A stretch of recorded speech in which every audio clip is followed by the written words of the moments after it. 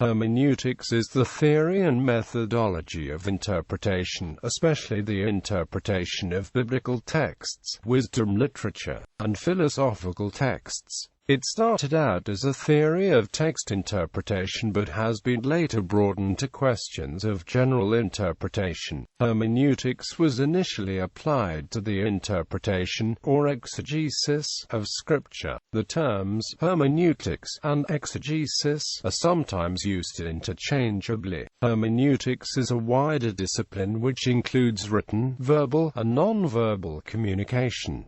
Exegesis focuses primarily upon texts. Modern hermeneutics includes both verbal and non-verbal communication as well as semiotics, presuppositions, and pre-understandings. Hermeneutics has been broadly applied in the humanities, especially in law, history and theology. Hermeneutic, as a singular noun, refers to some particular method of interpretation. Etymology. Hermeneutics is derived from the Greek word Rhomeute nu epsilon upsilon omega, from Rhomeute nu epsilon upsilon sigma, of uncertain etymology suggests a pre-Greek origin. The technical term Rhomeute nu epsilon iota alpha was introduced into philosophy mainly through the title of Aristotle's work Pi epsilon rho Rhomeute nu epsilon iota alpha sigma, commonly referred to by its Latin title De Interpretatione and translated in English as On Interpretation. It is one of the earliest text and philosophical works in the Western tradition to deal with the relationship between language and logic in a comprehensive, explicit and formal way. The early usage of hermeneutics places it within the boundaries of the sacred. A divine message must be received with implicit uncertainty regarding its truth. This ambiguity is an irrationality. It is a sort of madness that is inflicted upon the receiver of the message. Only one who possesses a rational method of interpretation could determine the truth or falsity of the message. Folk etymology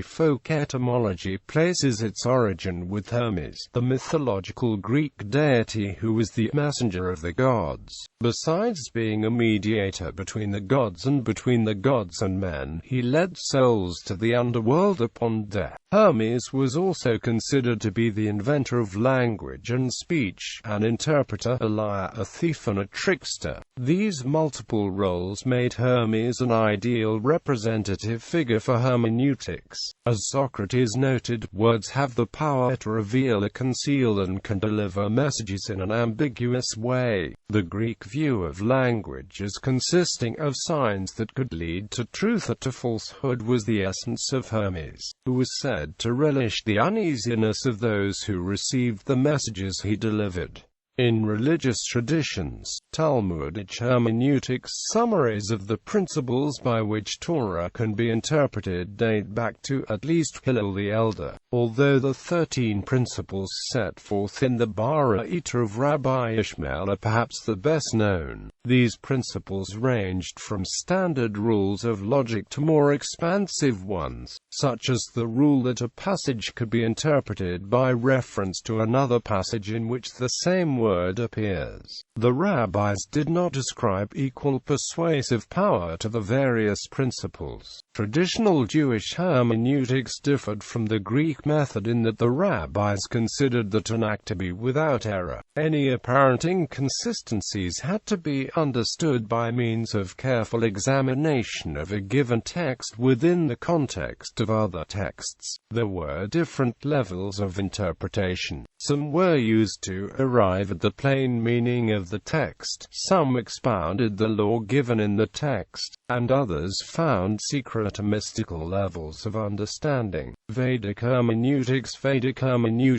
involves the exegesis of the Vedas, the earliest holy texts of Hinduism. The Mimamsa was the leading hermeneutics school, and the primary purpose was understanding what dharma involved by a detailed hermeneutics study of the Vedas. They also derived the rules for the various rituals that had to be performed precisely. The foundational text is the Mimamsa Sutra of Jaimini with with a major commentary by Abra. The Mimamsa Sutra summed up the basic rules for Vedic interpretation. Buddhist hermeneutics deals with the interpretation of the vast Buddhist literature, particularly those texts which are said to be spoken by the Buddha and other enlightened beings. Buddhist hermeneutics is deeply tied to Buddhist spiritual practice, and its ultimate aim is to extract skillful means of reaching spiritual enlightenment and nirvana. A central question in Buddhist hermeneutics is which Buddhist teachings are explicit, representing ultimate truth, and which teachings are merely conventional or relative. Biblical hermeneutics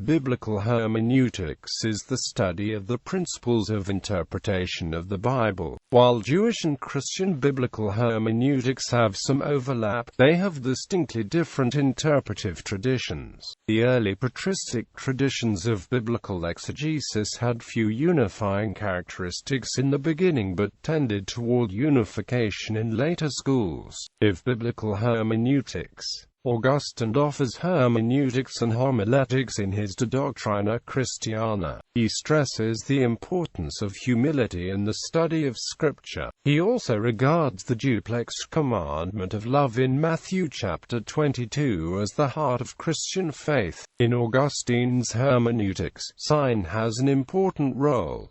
God can communicate with the believer through the signs of the Scriptures. Thus, humility, love, and the knowledge of signs are an essential hermeneutical presupposition for a sound interpretation of the Scriptures. Although Augustine endorses some teaching of the Platonism of his time, he corrects and recasts it according to a theocentric doctrine of the Bible. Similarly, in a practical discipline, he modifies a classical theory of oratory in a Christian way. He underscores the meaning of diligent study of the Bible and prayer as more than mere human knowledge and oratory skills. As a concluding remark, Augustine encourages the interpreter and preacher of the Bible to seek a good manner of life and, most of all, to love God and neighbor.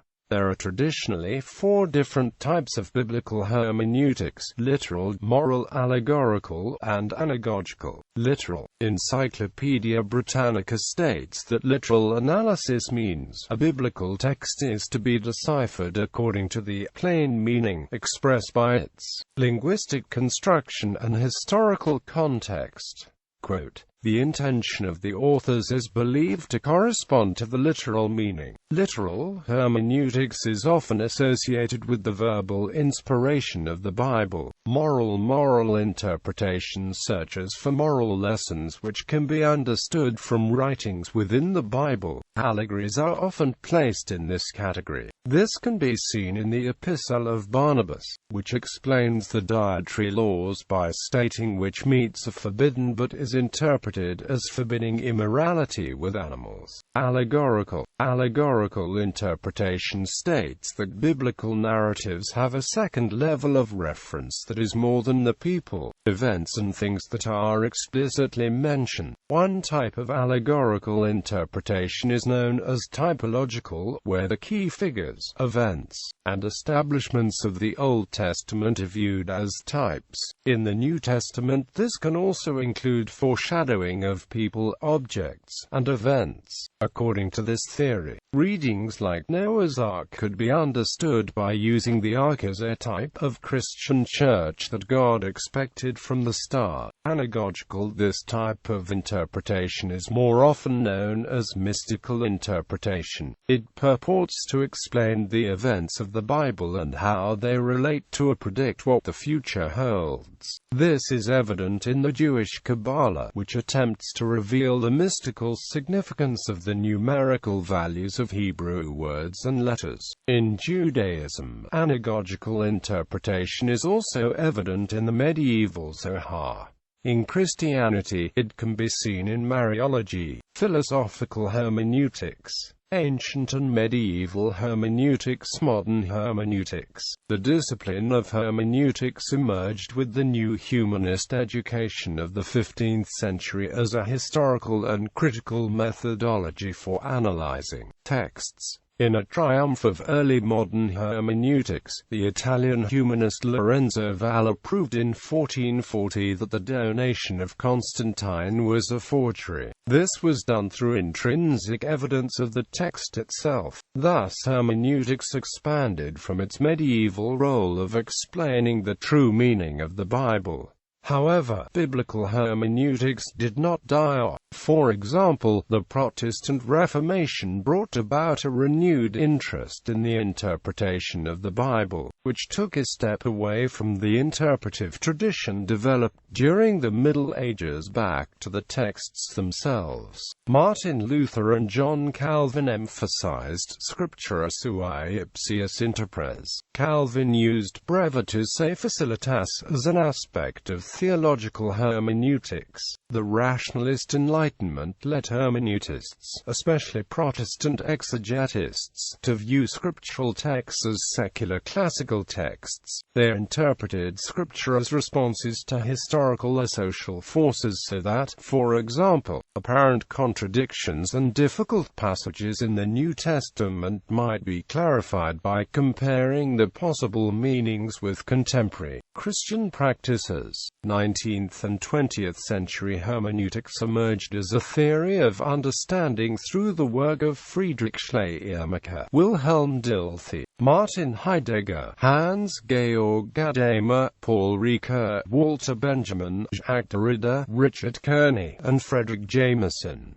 Schleiermacher. Friedrich Schleiermacher explored the nature of understanding in relation not just to the problem of deciphering sacred texts but to all human texts, and modes of communication. The interpretation of a text must proceed by framing its content in terms of the overall organization of the work. Schleiermacher distinguished between grammatical interpretation and psychological interpretation. The former studies how a work is composed from general ideas, the latter studies the peculiar combinations that characterize the work as a whole. He said that every problem of interpretation is a problem of understanding and even defined hermeneutics as the art of avoiding misunderstanding. Misunderstanding was to be avoided by means of knowledge of grammatical and psychological laws. During Schleiermacher's time, a fundamental shift occurred from understanding not in merely the exact words and their objective meaning, to an understanding of the writer's distinctive character and point of view. Dilthey. Wilhelm Dilthey broadened hermeneutics even more by relating interpretation to historical objectification. Understanding moves from the outer manifestations of human action and productivity to the exploration of their inner meaning. In his last important essay, The Understanding of Other Persons and the Manifestations of Life, Dilthey made clear that this move from outer to inner, from expression to what is expressed, is not based on empathy. Empathy involves a direct identification with the other. Interpretation involves an indirect mediated understanding that can only be attained by placing human expressions in the historical context. Thus, understanding is not a process of reconstructing the state of mind of the author, but one of articulating what is expressed in his work. Dilthey divided sciences of the mind into three structural levels: experience, expression, and comprehension. Experience means to feel a situation or think personally. Dilthey suggested that we can always grasp the meaning of unknown thought when we try to experience it. His understanding of experience is very similar to that of phenomenologist Edmund Husserl. Expression converts experience into meaning because the discourse has an appeal to someone outside of oneself. Every saying is an expression. Dilthey suggested that one can always return to an expression, especially to its written form, and this practice has the same objective value as an experiment in science. The possibility of returning makes scientific analysis possible, and therefore the humanities may be labeled as science. Moreover, he assumed that an expression may be saying more than the speaker intends because the expression brings straightforward meanings which the individual consciousness may not fully understand. The last structural level of the science of the mind, according to The, is comprehension, which is a level that contains both comprehension and incomprehension. Incomprehension means, more or less, wrong understanding. He assumed that comprehension produces coexistence. He who understands, understands others. He who does not understand stays alone.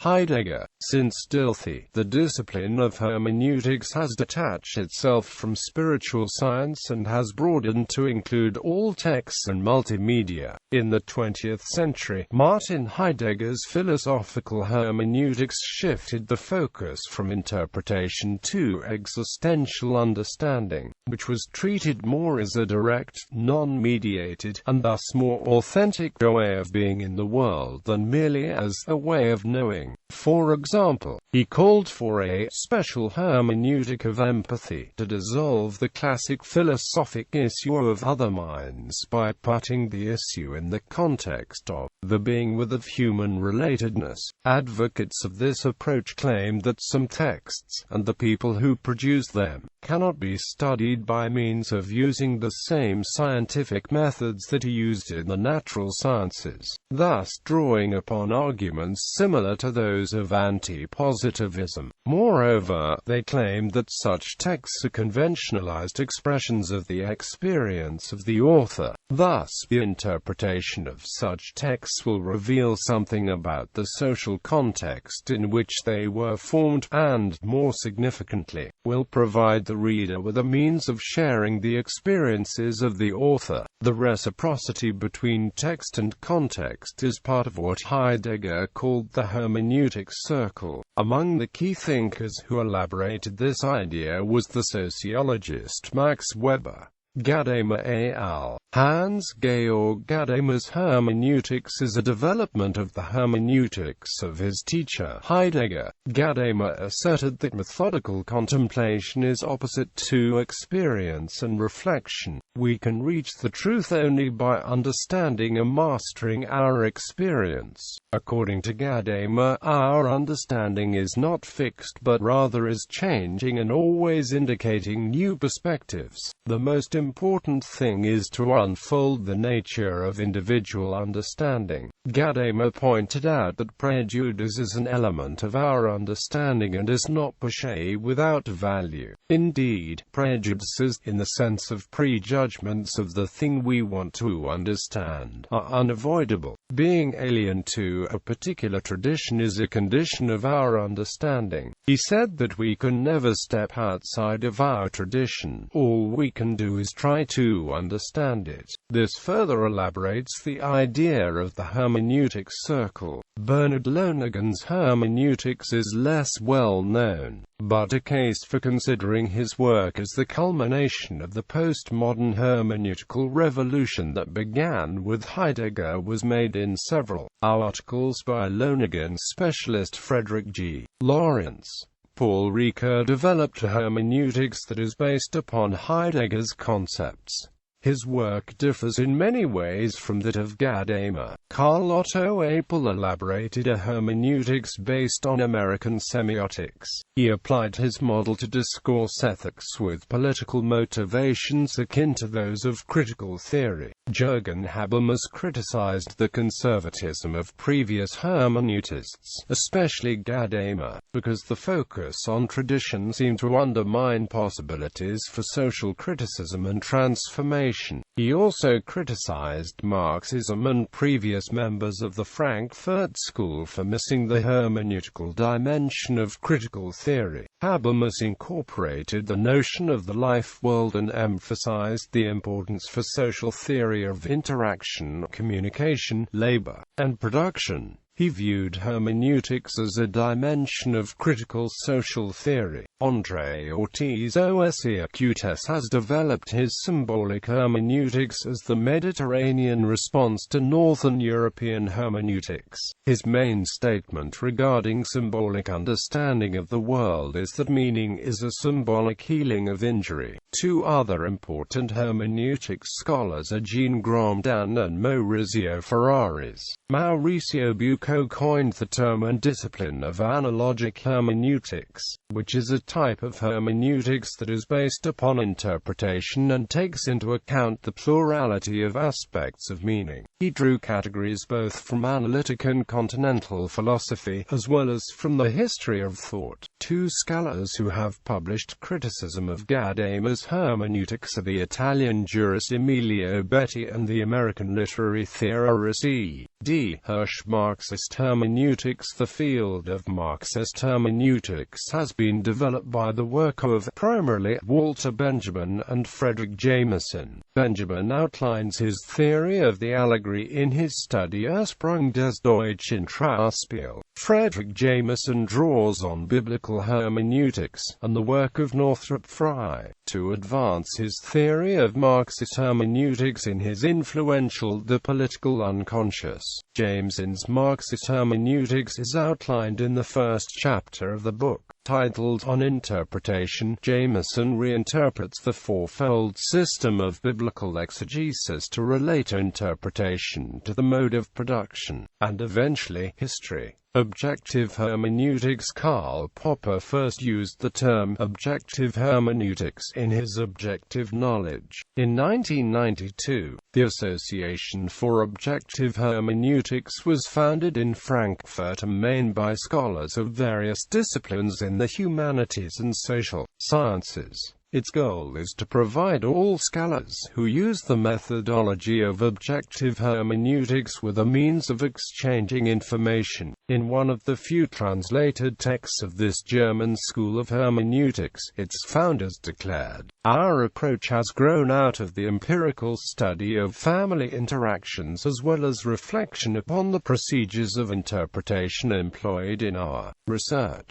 For the time being we shall refer to it as objective hermeneutics in order to distinguish it clearly from traditional hermeneutic techniques and orientations." The general significance for sociological analysis of objective hermeneutics issues from the fact that, in the social sciences, interpretive methods constitute the fundamental procedures of measurement and of the generation of research data relevant to theory. From our perspective, the standard, non-hermeneutic methods of quantitative social research can only be justified because they permit a shortcut in generating data, whereas the conventional methodological attitude in the social sciences justifies qualitative approaches as exploratory or preparatory activities, to be succeeded by standardized approaches and techniques as the actual scientific procedures. We regard hermeneutic procedures as the basic method for gaining precise and valid knowledge in the social sciences. However, we do not simply reject alternative approaches dogmatically. They are in fact useful wherever the loss in precision and objectivity necessitated by the requirement of research economy can be condoned and tolerated in the light of prior hermeneutically elucidated research experiences.